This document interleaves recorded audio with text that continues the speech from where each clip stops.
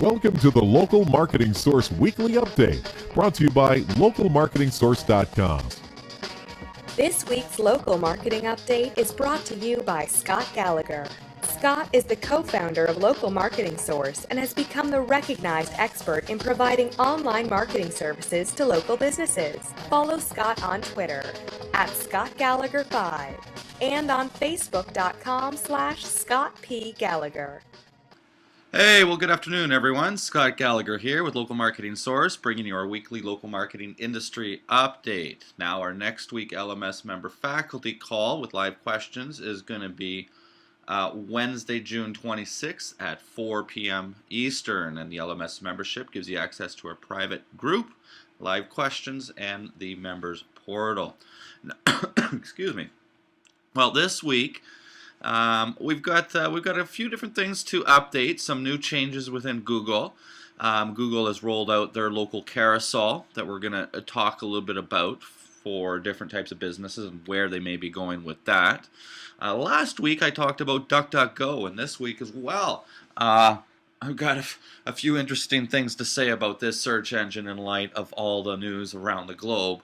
And finally, something about Google's Universal Analytics and how this is a big game changer.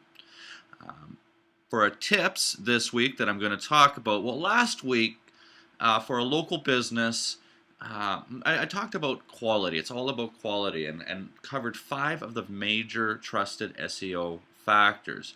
Well, this week for a local business, I'm going to get in and talk to you about 3 keys to sharing your content for a local business. Now, a local internet marketing agency tip last week, we took that content quality and described a complete strategy for a service-based type of business. And so this week, in light of sharing your content, I'm going to talk a little bit about managing that content and sharing it with multiple clients. Well, if you haven't been into the member Facebook group yet, you should definitely get in there. There's been some good discussion this week. Ryan came in. He's been a new member for 4 weeks now. This is the first time that he's spoken up. So there's a nice little introduction there from Ryan. But he's got a really good question. And talking to businesses that really have a misperception of what they're buying and what they've got and what they've received. So there's some good discussion centered around that. Definitely want to get in. Chris comes out as well as got another really good question about service area. And this would be where a business would be located in a suburb and wants to rank into the major metropolitan area. So I live in Lake in the Hills, Illinois, and I may run a courier service based out of Lake in the Hills, Illinois, where my warehouse is, but I want to pick up business throughout Chicago. How do I do that, and what to get into? Well, you know, there's a lot of content on service area. Service area is something I'm very particular about, Chris. So get into the portal. There was a webinar one time, a complete hour that discusses specifically how to establish trust within your service area. Go and check that out, as well as in the local SEO videos. There's some content in there. But essentially it comes down to how you're positioning yourself. So you want to talk to lingo. Have the lingo on your website, on major pages. Have location-based pages. Have this lingo on your title tags, in your H1. Discuss it in your blog on a regular basis. Make sure you're talking about this lingo on a regular basis through your social channels. And most importantly, get customers to leave reviews in the area that you want to rank for. All right, now getting into, before we get into the update, we'll talk about our weekly local business tip. Excuse me. I had to take a drink there. It seems to be dry for some reason in Chicago today. It's not as humid, but it's warm. Really, really nice. 85 degrees and dry. It's great. It's like San Diego weather. But I was going to talk about the 3 keys that really help you to share your content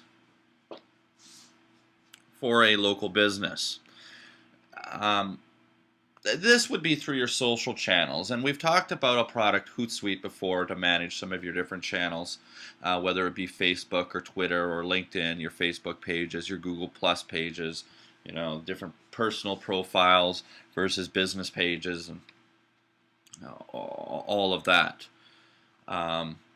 Well, a lot of the content that you're going to be driving, hopefully, is from your own unique content that you're posting on your blog, and you're going to hope that your blog is going to rank for certain keywords and drive opt-in into your site, whatever it may be. So number one, we'll talk about and we'll say compelling headlines. What is really compelling?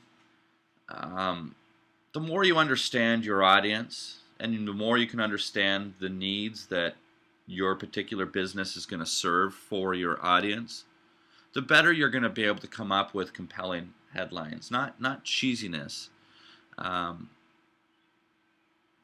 ones that have value and ones that are looking for people to be able to solve their particular problems. So think about the problems that your product or your service serves,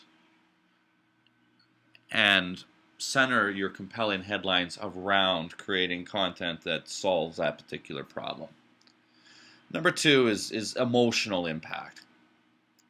And emotion between a business and a customer is a lot different than a relationship, but there's a lot of similarities as well that can be found from it. And again, within a relationship, there's an understanding of one another's particular needs, let's say. Well, we know as a customer that a business has certain needs. They need to make a profit. They need to have customers. They need to have loyal customers. And so there's really two sides to this equation in terms of needs and solving those needs.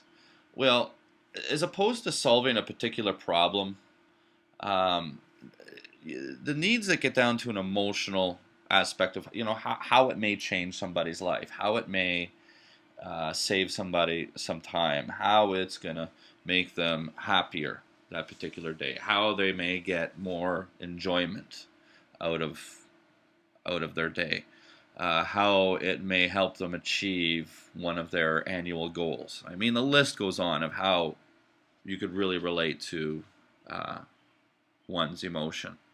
And so discussing content that's got a compelling headline, has an emotional impact, and number three, strong positioning.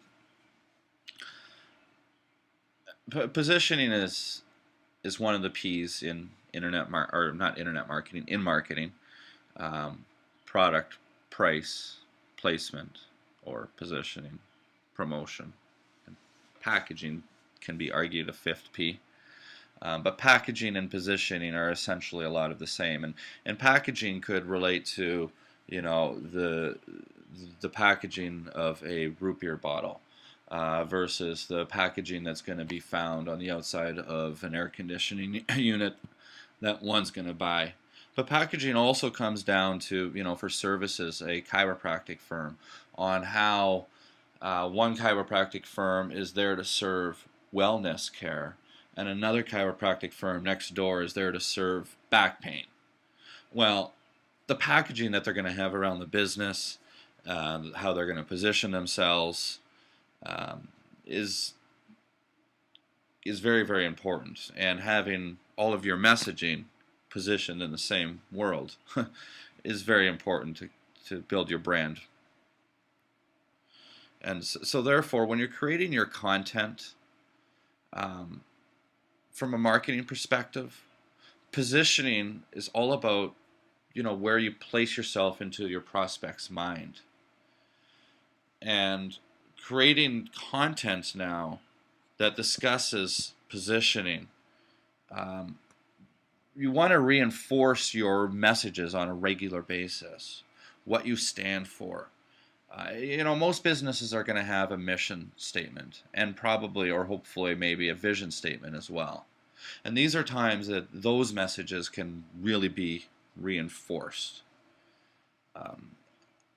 And repetition is very, very important with that. Not every single message that goes out is going to reinforce what you stand for. But it's important.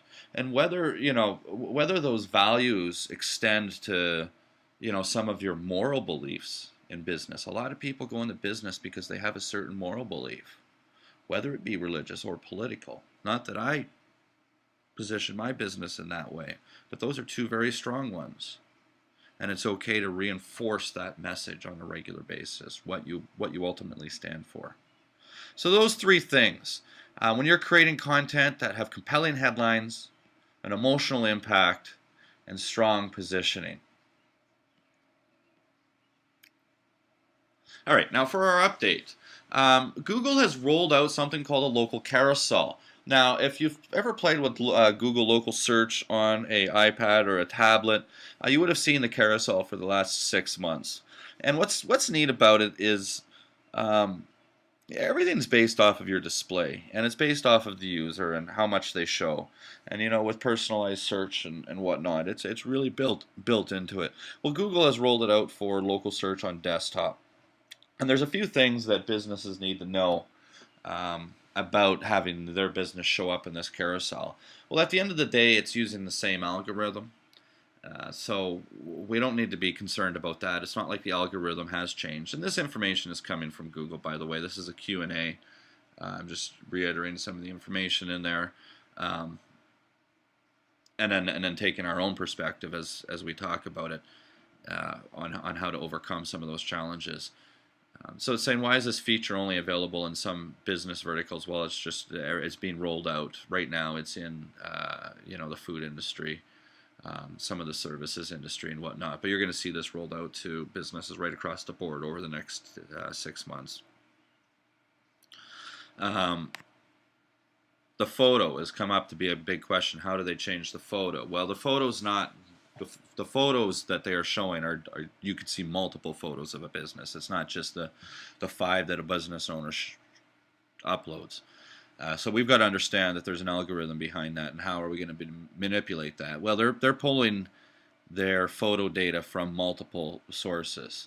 It looks like that they're pulling them from the same sources that they get their second-tier data from, and that would be second-tier providers. If you want to have a list of second-tier providers, just go and look at the Google Places video in the portal. But these are going to be sites like Yelp. And, as we discussed, congruency and brand awareness, you want to maintain a uniform aspect across that. So it's not really going to affect a lot of our clients in different ways. The other thing is there are photos that are user photos and social photos. Ensure that your photos are properly tagged. You're using the alt image for that, and use the best practices for those images, and you won't have any problem controlling what images are showing up. But of course, more images that are showing up, and this is now motivation to get more than 5 images of a business, because the greater somebody's display, the more listings and images they're going to have a chance to see. All right, last week I talked about DuckDuckGo and how DuckDuckGo, as a search engine, has surpassed 2 million searches. Well, it took them 1,400 days to hit 1 million searches. It took them 800 days to hit 2 million searches. It took them 8 days to hit 3 million searches. Over the last week, they tacked on another 1 million searches. It's unbelievable how quickly that search engine has grown. Now, the reason why they've grown so fast is DuckDuckGo was founded on the premise that they don't record any searches. They don't keep any history. They don't keep any user data. It's completely anonymous. Simple as that. Now, it's pretty obvious why DuckDuckGo has now gotten another 1 million searches per day over the last week. I'm sure I'll be reporting next week that it'll be 4 million. Who knows? It's just because of what's going on in the news with Prism and the NSA. Doesn't surprise me. So Go and check them out. They seem to be a pretty good search engine. Now, Google has just launched Universal Analytics. Well, what is Universal Analytics first? Google Analytics, prior to Universal Analytics, started with basic website analytics, like how many people have come to my website and where have they come from, what keywords have they come from. And over the last few years, Google Analytics has turned into an extremely powerful, very, very robust, free analytical tool for everything to do with everything online. Google would take that data and allow you the ability to mine it in a variety of different ways. The amount of data is well beyond the scope of what I am capable of knowing and understanding. But it provided very in-depth data for the data that we did want to be able to get as search marketers. It understood, you can set up so many, a variety of different goals. For example, somebody comes to a website from a certain area on a certain website page, takes a particular action, makes a certain purchase. It determines, profitability margins and whatnot if you incorporate your shipping and all this variety of data.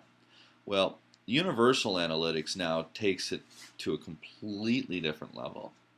And when a small business now, whether it be a plumber or a chiropractor, we would install Google Analytics, we'd use it for basic metrics, such as page views, and measure that over periods of time.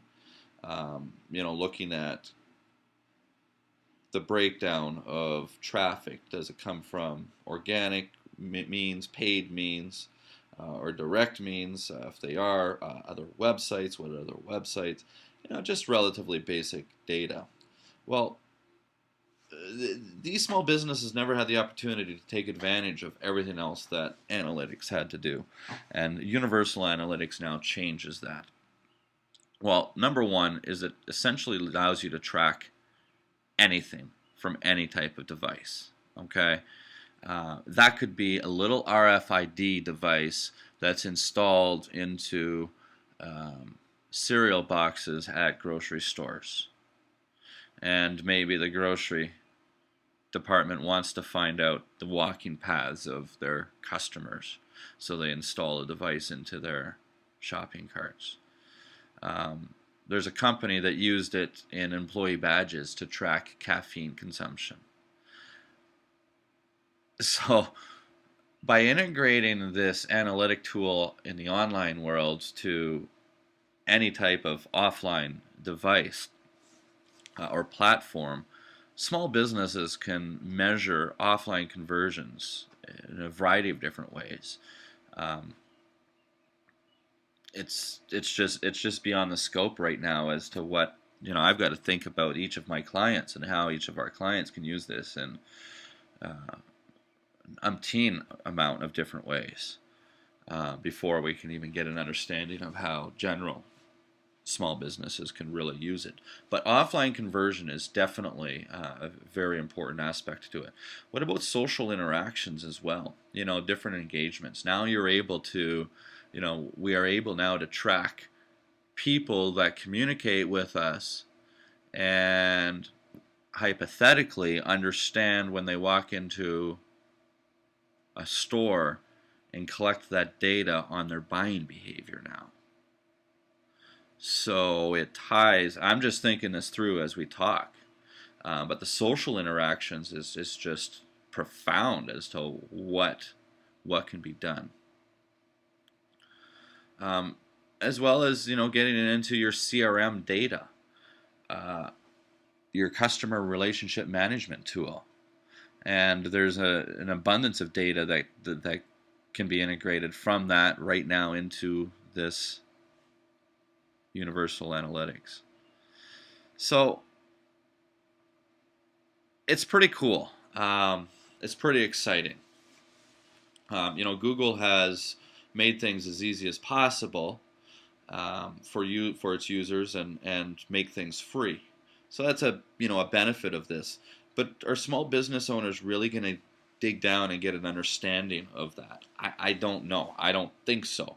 As a matter of fact, it's highly unlikely, especially when you start to look at the adoption of items like AdWords and whatnot, and paid channels. So, that creates a whole new market of professionals for small businesses, of understanding, analytical data and being a consultant in that manner.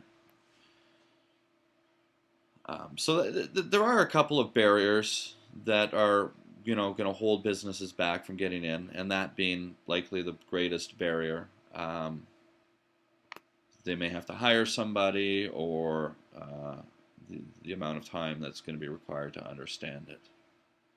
And then second, likely that some programming may need to be done to get these APIs to work with the GA. All right, well, that really comes to the conclusion of our weekly update, and I'm just going to take a few moments here and then come back and talk about the local internet marketing agency tip and answer any live questions that we may have.